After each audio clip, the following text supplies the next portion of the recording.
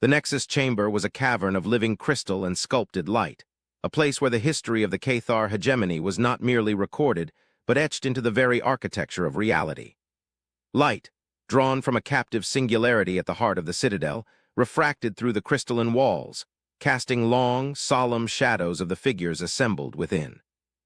At the chamber's epicenter stood the apex primarch Kalen, his obsidian carapace shimmering with the faint, internal luminescence that betrayed the cold fire of his thoughts. Before him, a hololith of impossible scale depicted a singular point of defiance against a backdrop of overwhelming power. A lone, insignificant vessel, suspended in the swirling, incandescent gases of the Viridian Nebula. Around it, a constellation of Cathar warships, a deployment of force so vast it could have pacified a spiral arm of the galaxy, held its position, a silent testament to the hegemony's might and its current, infuriating paralysis. The silence in the chamber was a physical weight, heavier than the gravity of their world, thick with unspoken anxieties and the simmering pressure of a decision that would ripple through their civilization for millennia. Strategos Vorn was the first to fracture the stillness. His own carapace, etched with the scars of 100 campaigns, pulsed with a crimson light of impatience and martial certainty. This farce has endured long enough, Apex Primarch. The anomaly persists. It does not flee. It does not surrender. It does not communicate beyond the primitive mathematical broadcasts we first detected. It is an insult, a splinter of galactic debris that has lodged itself in the eye of the hegemony. The Armada of Judgment awaits a single command to purge this stain from the nebula and restore the sanctity of our dominion. His voice, a series of resonant, modulated chimes, echoed with the unyielding logic of a predator that had never known a true rival. He gestured a multi-jointed limb toward the hololith, where the human ship hung like a mote of dust against the breathtaking tapestry of Cathar naval power. Look at it. Its energy signature is negligible. Its material composition is archaic. Our deep-range scans suggest it possesses no meaningful offensive capabilities. It is a relic, a ghost, yet we have allowed it to hold the full might of our grand armada in stasis for 3 cycles. Our authority erodes with every moment of this hesitation. From the opposite side of the dais, Arbiter Lyra shifted, the light within her form a soft, contemplative azure. Her role was not to conquer, but to understand, to weave the strands of diplomacy and first contact into the rigid tapestry of Cathar expansion. And that, Strategos, is precisely why we must continue to hesitate, she countered, her tones smoother, more inquisitive. You see an insult. I see a question that we have failed to answer. Why does it not flee? A creature of instinct, when faced with overwhelming force, chooses self-preservation. A civilization of logic, when faced with impossible odds, chooses negotiation or capitulation. This vessel does neither. It simply waits. It broadcasts prime numbers and stellar alignments, the universal language of nascent intelligence. It is not an act of defiance. It is an invitation. An invitation to its own annihilation, Vorn retorted, the crimson in his shell deepening. Its logic is flawed, alien, irrelevant. Perhaps it is the last remnant of a dead race, its automated systems playing out a meaningless final song. Perhaps it is a trap of a nature we cannot yet conceive, though our sensor nets have swept the nebula for 1,000 light-years in every direction and found nothing.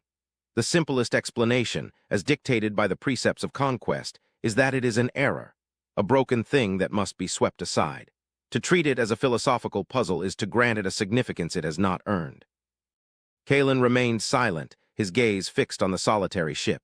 It was designated Human Vessel Odyssey. The name had been decoded from the faint, intermittent signals that accompanied its primary mathematical broadcast. Human, a species catalogued generations ago from long-range observation. Bipedal, soft-fleshed, ephemeral. They were a minor power, confined to a small cluster of star systems, their technology respectable but leagues behind the celestial engineering of the Cathar. They were noted in the archives for their chaotic social structures and their sentimental, illogical art. They were, by every metric the hegemony used to classify life, insignificant. And yet, this one ship, this Odyssey, had entered Cathar's sovereign space, navigated the treacherous gravitational tides of the Viridian Nebula, and positioned itself directly on a hyperlane nexus of immense strategic importance. It had then fallen silent, ignoring all hails, all warnings, all threats. It just sat there, a silent rebuke to the hegemony's absolute control. Lord Keeper. Zeth, Kalen finally spoke, his voice a low vibration that seemed to emanate from the chamber itself. Your council has been uncharacteristically quiet. An ancient Cathar stirred from the shadows. Zeth was old, his crystalline shell clouded with the dust of ages, the light within him a pale, flickering silver. He was the keeper of the Concordance, the vast repository of Cathar history, myth, and forbidden knowledge. Because Apex Primarch, Szeth began, his voice like the grinding of ancient stones. The Concordance offers no direct precedent. It speaks of overwhelming force, of tactical supremacy, of the logic of numbers. By those standards, the Strategos is correct. The ship should have been vaporized cycles ago. But the Concordance also contains whispers, echoes from the time before the hegemony, before our logic was absolute. It speaks of the great silence and why the heavens are not teeming with voices as they should be. It warns against hubris. It tells tales of powers that do not operate on the principles of mass and energy, but on principles of reality itself. Vorn emitted a sharp, dismissive chime. Myths, children's tales to frighten young spawn into obedience. We are the Cathar. We are the masters of reality in this galactic sector. We command energies that can unbind stars. That tiny vessel is subject to the same physical laws as we are. Is it? Szeth countered, the silver light within him pulsing gently. It has sat in the heart of a nebula known for its corrosive, unpredictable gravimetric shears. Our own warships require constant energy redirection to their structural integrity fields to maintain cohesion. That vessel's energy readings have not fluctuated. It is either impossibly advanced in its defensive technology, or it is not interacting with the environment in a way our sensors can comprehend. We assume it is a ship because it travels the void. But what if it is something else entirely? A projection? A gateway? A message in a form we cannot decipher? The weight in the chamber deepened. Szeth's words, though steeped in what many considered mysticism, had a chilling effect. The Cathar built their empire on predictability. They conquered worlds by calculating every variable, every possible outcome, and applying force with surgical precision. The Asterisk Odyssey was an unacceptable variable, a mathematical impossibility that was actively occurring. Its existence was a violation of their most fundamental understanding of the cosmos. To destroy it would be to silence the question, but to leave it unanswered would be to admit there was something in the universe beyond their comprehension, a thought that was profoundly unsettling to a civilization that believed it had solved the equation of existence. On the bridge of the Cathar flagship Indomitus, Fleet Commander Grak felt a similar, if more practical, frustration. His bridge was a symphony of controlled power, a hemisphere of black crystal where data flowed like rivers of light across every surface. Thousands of Cathar warriors and technicians moved with silent, synchronized purpose, their every action a part of a single, unified consciousness. His Armada, a breathtaking collection of world killers, system breakers, and continent-sized carriers, was arrayed in a perfect, inescapable sphere of destruction around the human vessel. Yet they did nothing. The command from the Citadel had not come. "Status report," Grak chimed, his voice sharp and clear, cutting through the low hum of the bridge. "No change, Commander," the tactical officer responded, his form shimmering with professional focus. "The human vessel remains inert. Energy signature is stable, minimal. Life support readings are present but faint."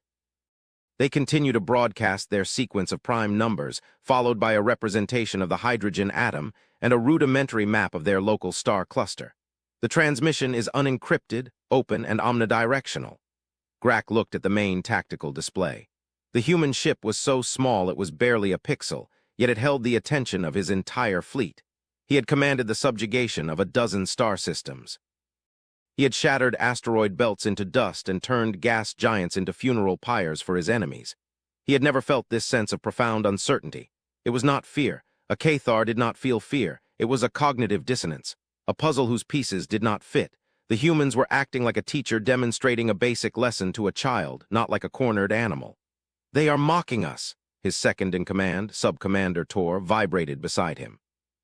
"They flaunt their existence, their simplistic knowledge, as if to say, 'Here we are, what will you do?'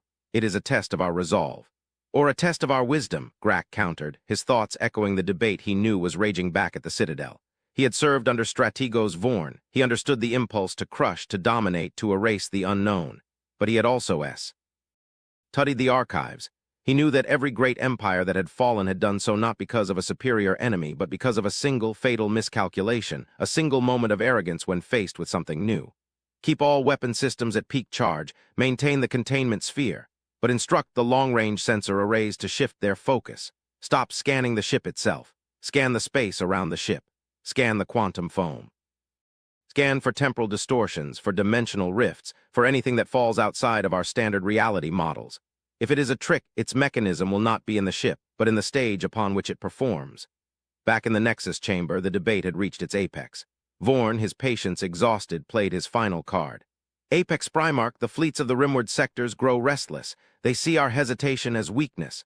The subject species on a dozen worlds will be watching. If we fail to act, we invite insurrection. Our empire is built upon the perception of our invincibility.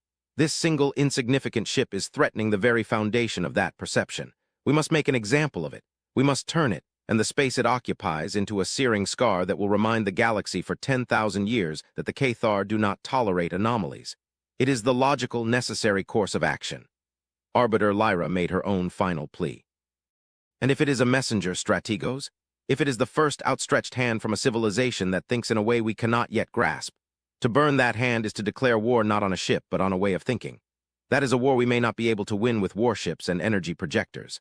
Primarch, I implore you, let us answer their invitation. Let us open a channel. Let us ask the question they have been silently posing since their arrival. Who are you? Apex Primarch Kalen turned his gaze from the hololith and looked upon his council. He saw the fire of conquest in Vorn, the cautious wisdom in Lyra, the deep, unsettling knowledge in Zeth. The Cathar had not faced a true philosophical challenge in eons. They had become a force of nature, as predictable and as unstoppable as a supernova.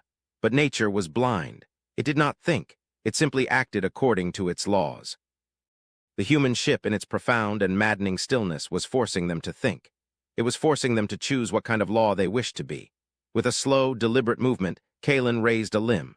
The light in his carapace coalesced into a brilliant, commanding gold. Arbiter Lyra, you will have your channel. Instruct the asterisk Indomitus to broadcast a message of peace, a request for dialogue on all frequencies. We will use the universal mathematical language they have provided. We will answer their invitation. He then turned his gaze to the Strategos, the golden light hardening at its edges.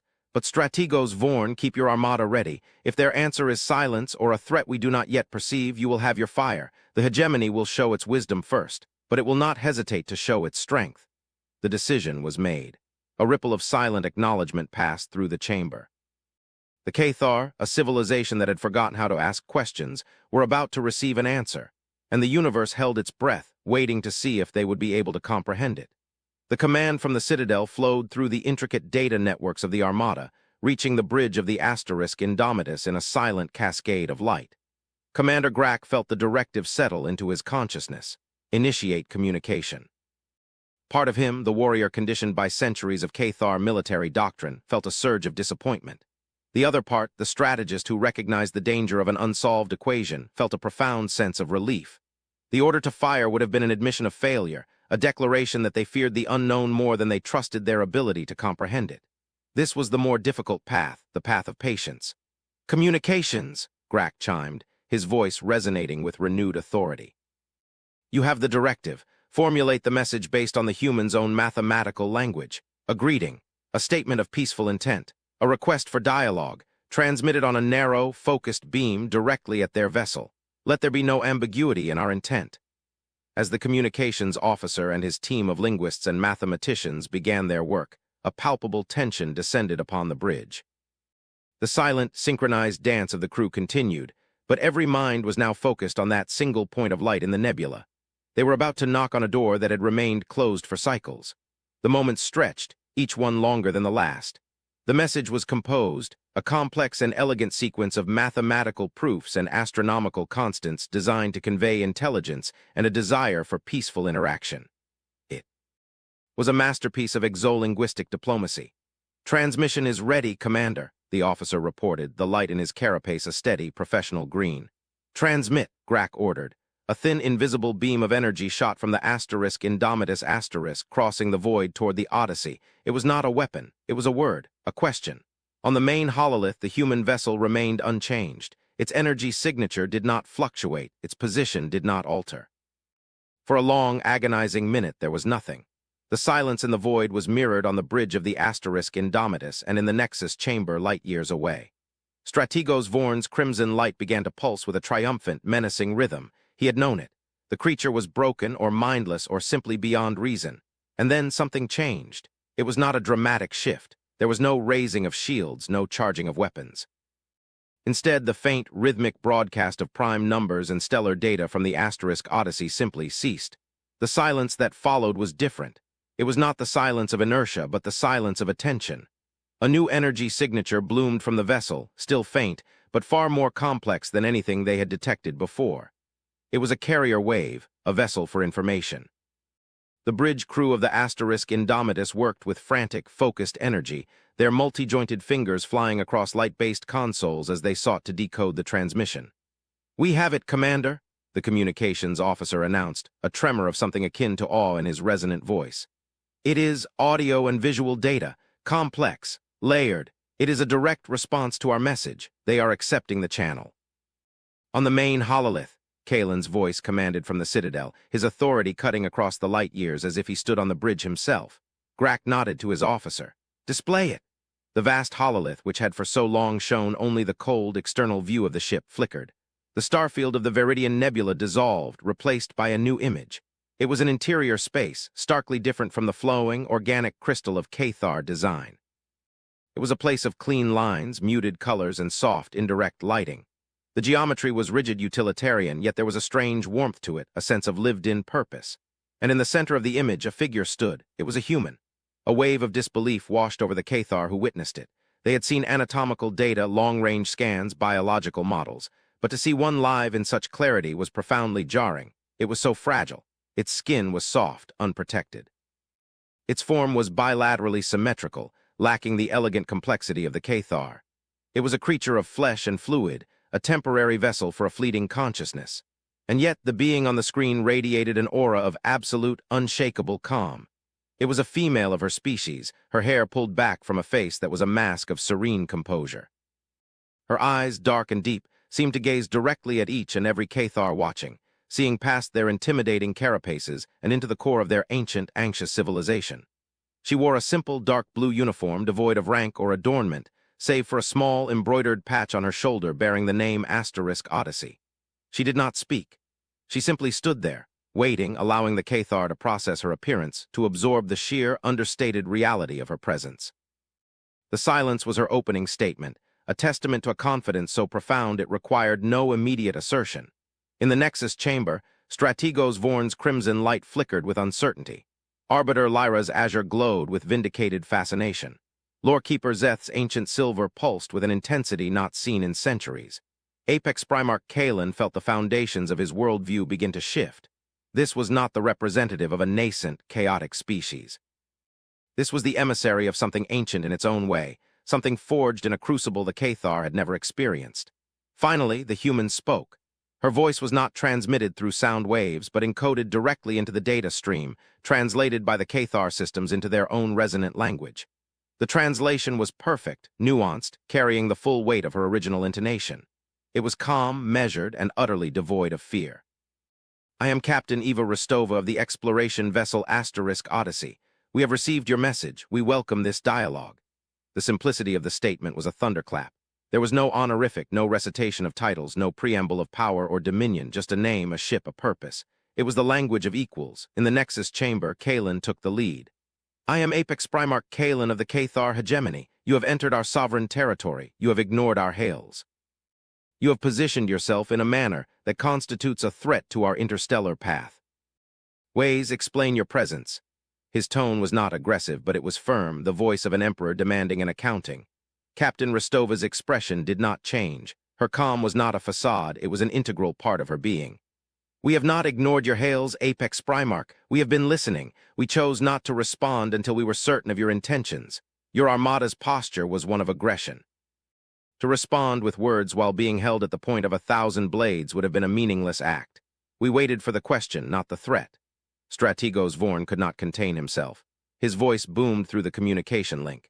"Your vessel is insignificant. You are surrounded, outmatched by every conceivable metric. Your logic is that of a fool. To speak of our posture as if you had any choice but to submit is the height of arrogance."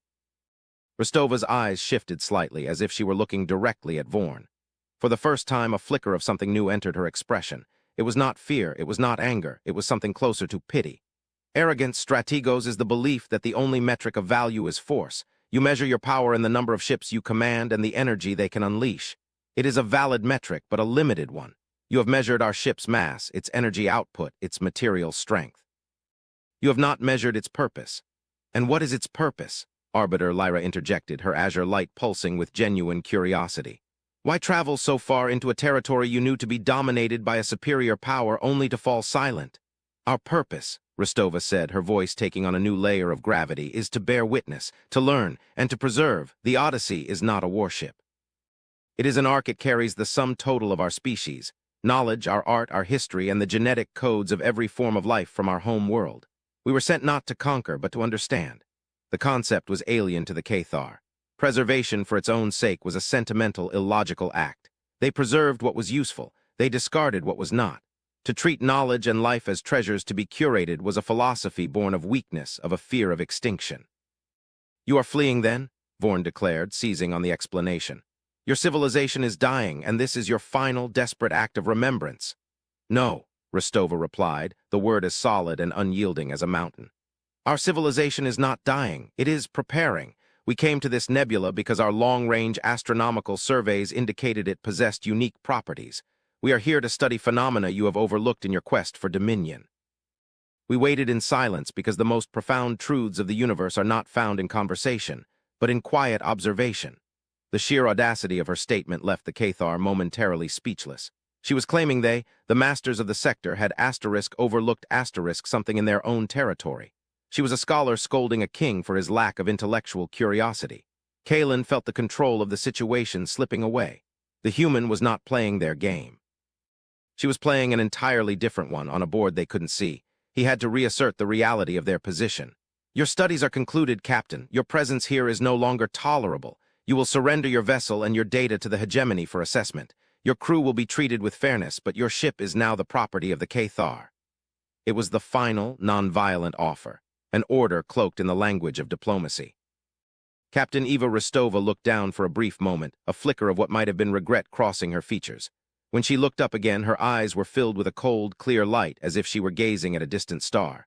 I am afraid that is not possible, Apex Primarch. Our mission is not complete, and our ship cannot be surrendered. It is not a possession. It is a promise.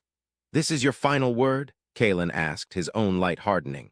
This is our final word, Rostova confirmed.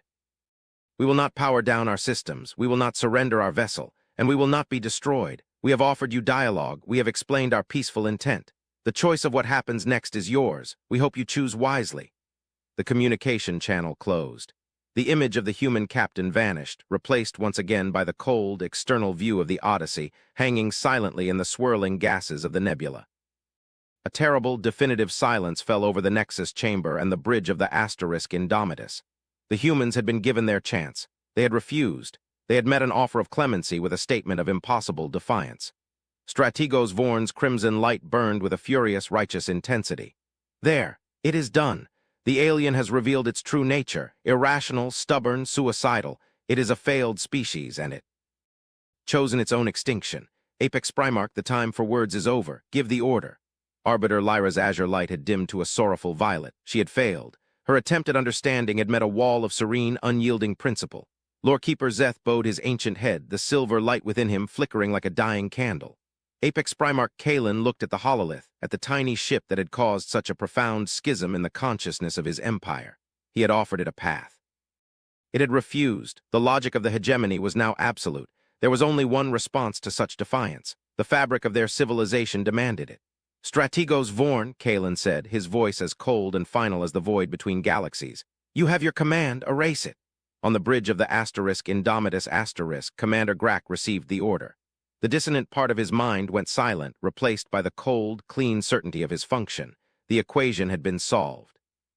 The variable was to be eliminated. All ships, he chimed, his voice ringing with the authority of a god of destruction. Target the anomaly. On my mark, unleash the primary armament. Fire a full-spectrum volley. Leave nothing, not even dust. Across the vastness of the Armada, thousands of weapon ports slid open. Energy capacitors, holding the fury of captive suns, whined to a peak charge. Torpedo tubes, filled with warheads that could crack a planet's crust, locked onto the single, stationary target. A wave of destructive potential that could scour a solar system clean was about to converge on a single, infinitesimal point. Mark, Grack commanded. The Armada fired. It was not a battle. It was an act of celestial annihilation. Beams of pure energy, thicker than moons, converged from every direction, painting the Viridian Nebula with strokes of incandescent rage. Swarms of matter disruption torpedoes, each one a pinpoint of gravitational distortion, flew toward the Odyssey asterisk, their wakes churning the very fabric of spacetime.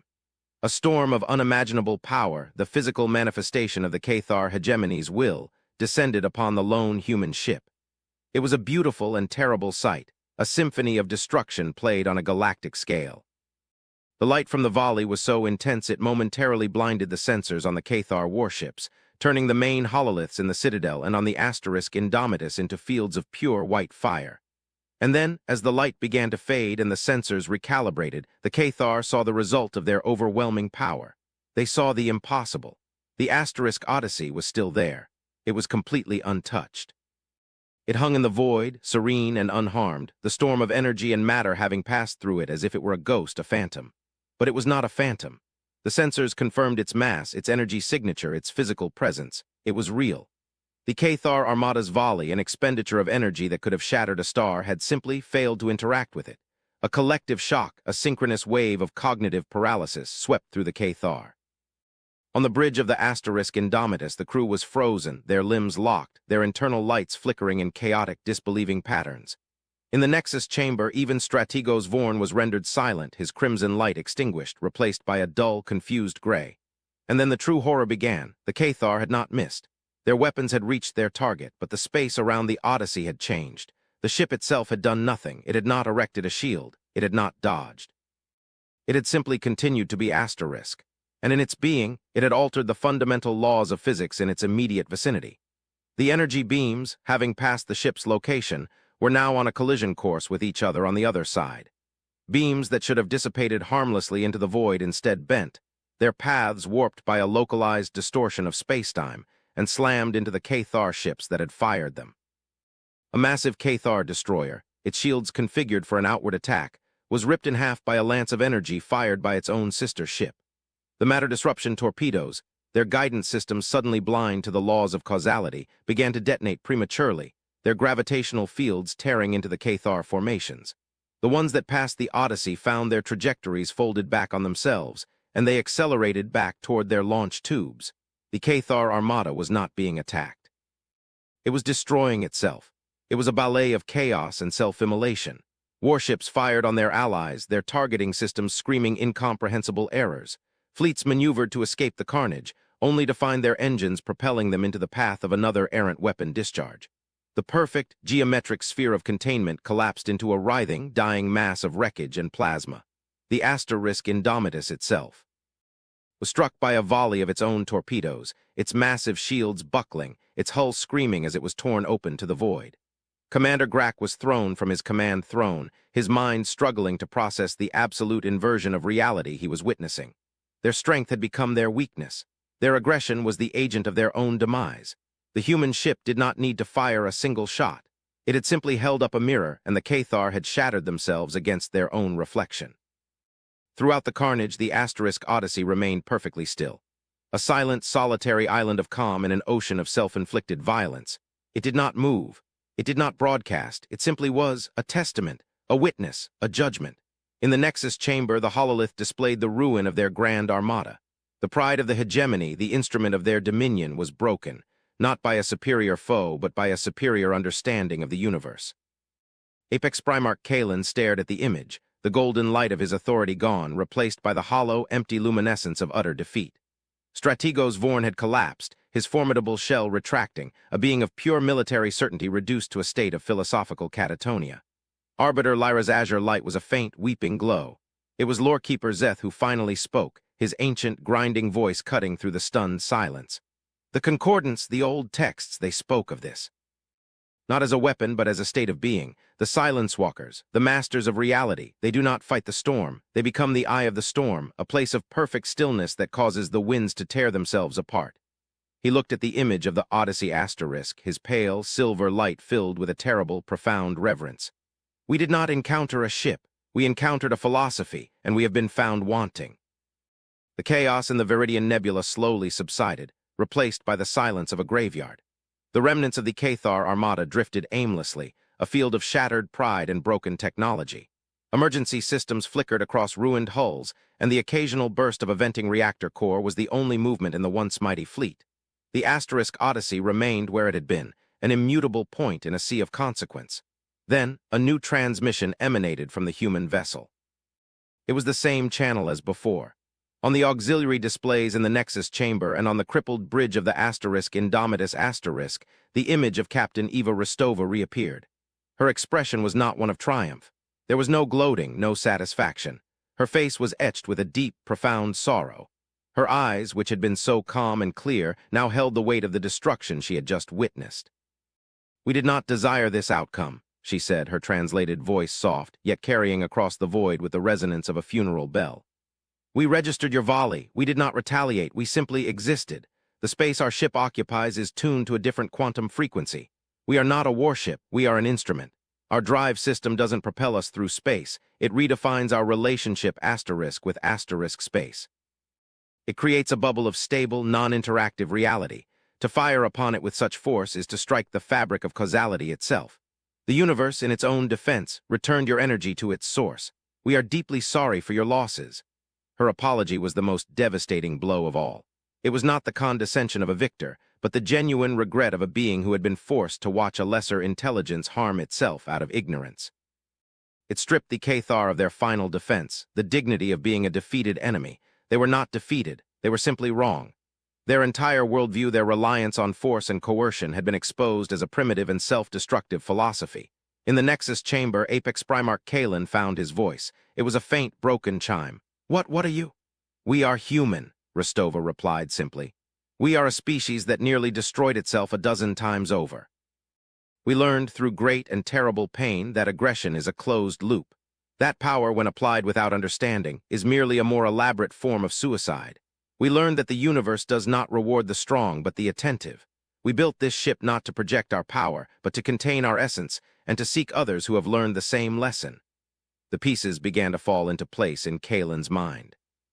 The broadcasts of mathematical constants, the serene patience, the refusal to engage in threats or posturing. It had not been arrogance or foolishness, it had been a test, a filter. They were looking for a civilization that would choose to ask a question rather than fire a weapon. And the Cathar had failed the test in the most spectacular fashion possible. You have judged us," Kalen vibrated, the words a confession of his civilization's great sin. "We have not judged you," Rostova corrected him gently.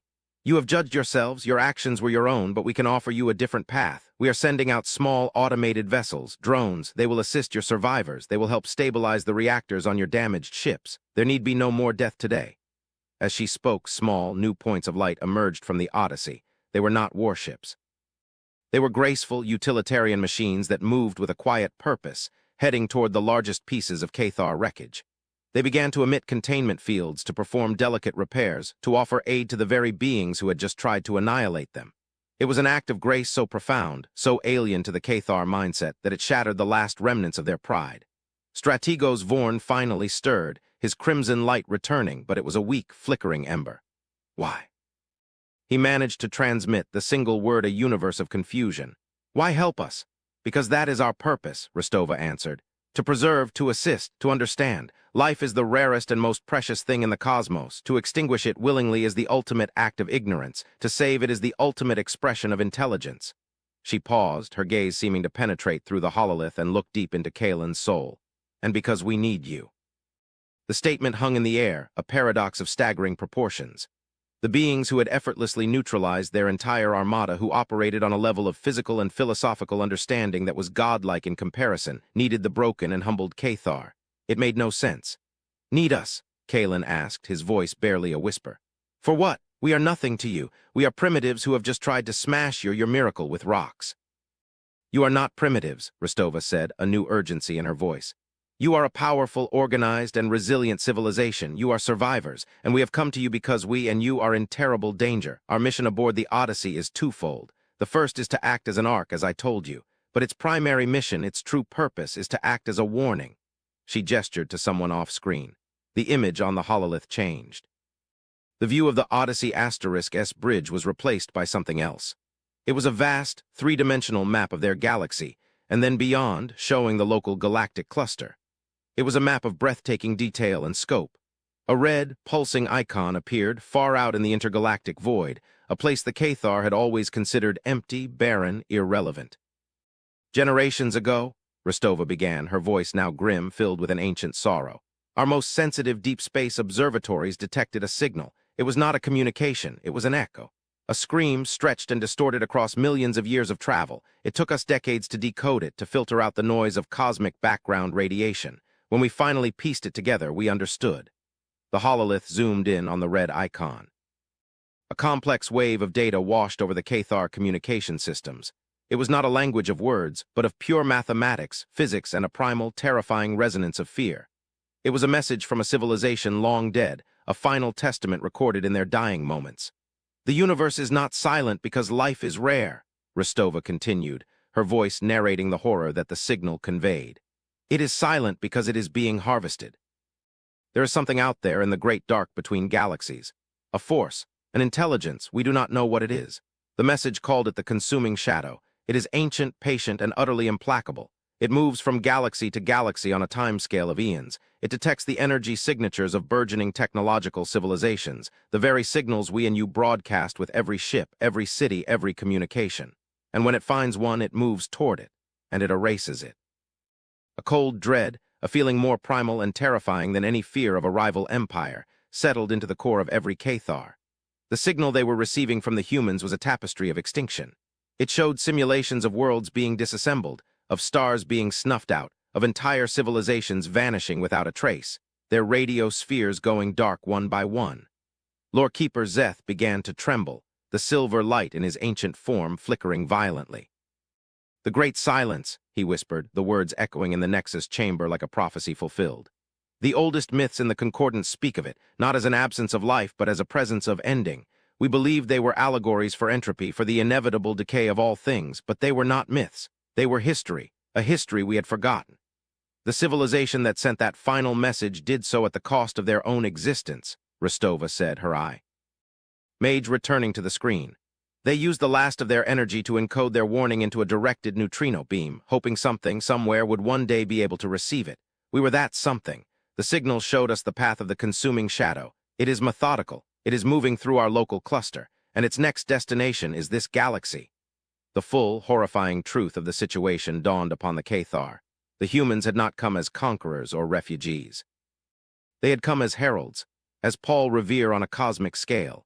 The Asterisk Odyssey was not just an ark, it was a lifeboat, sent to gather as many other survivors as it could find before the tsunami arrived. "We came here to the Viridian Nebula," Rostova explained, "because the unique gravimetric properties of this region can help mask our energy signature and yours from the shadow's long-range senses. We came here to find you, the Cathar hegemony, the most powerful civilization our surveys had identified in this galactic arm. We did not know if you would be friend or foe. Our silent waiting was a test to see if you were a people capable of looking beyond the logic of force, because force will not stop this enemy. Brute strength is what it feeds on. It consumes energy. An armada like the one you sent against us would be nothing more than a feast for it." The irony was crushing. The very power that had defined the Cathar, the might they had just unleashed in a fit of arrogant pique, would be utterly useless against the true threat. The only thing that had worked, the only thing that had saved them from themselves, was the humans' quiet, non-interactive philosophy, a philosophy of stillness, of understanding. "The consuming shadow cannot be fought in a conventional sense," Rostova concluded, her voice now a clarion call to a new kind of war. "It must be outthought, it must be understood. And the combined knowledge of our two species, your mastery of large-scale engineering and our understanding of fundamental physics, might be the only thing that gives us a chance. We came here to ask you to be our allies, not in a war of conquest, but in a war for the right to exist." In the Nexus chamber, a new kind of silence fell. It was not the silence of tension or shock, but the silence of profound, paradigm-shattering revelation. Their entire history, their conquests, their politics, their pride, it all seemed so small, so petty, so tragically misguided in the face of this new cosmic context. They had been squabbling over control of a single grain of sand while the ocean was rising to swallow the entire beach. Apex Primarch Kalen looked at the hololith at the face of the human captain. He saw no deception, no trickery. He saw only a terrible, shared truth. He saw a future that could only be met together. He turned his gaze to the remnants of his armada, now being tended to by the machines of their former target. He saw the beginning of a new way, With a slowness that bespoke the immense weight of the moment, Kalen moved to the center of the chamber. The light within his carapace began to glow again, but it was not the gold of command or the gray of defeat. It was a new color, a pure, brilliant white, the color of acceptance, the color of beginning. "Captain Eva Ristova of the vessel Odyssey," Kalen said, his voice clear and strong, resonating through the link with the full authority of the Cathar hegemony. "Your message is understood. Your offer of alliance is accepted. The Cathar have much to learn. We ask that you teach us." On the bridge of her ship, a faint, small smile touched Eva Ristova's lips. It was the first emotion other than calm and sorrow she had displayed. It was the smile of hope found in the darkest of places. "We will learn from each other, Apex Primarch," she said, "and together we will face the silence, and we will not let it win." The image faded, but the connection remained open. Across the nebula, the small human drones continued their work of mercy, their delicate manipulators repairing the broken warships of their new allies.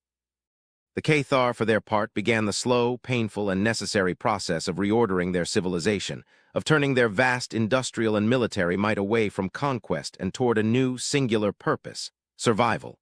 The underestimated ship had not just wrecked an armada. It had wrecked an entire empire's philosophy, and in the rubble it had laid the foundation for something far greater: a partnership, a union. The first line of defense for a galaxy that did not yet know it was at war. And out in the unending, patient dark, the shadow continued its slow, silent journey, unaware that the light it had come to consume was finally learning how to stand together.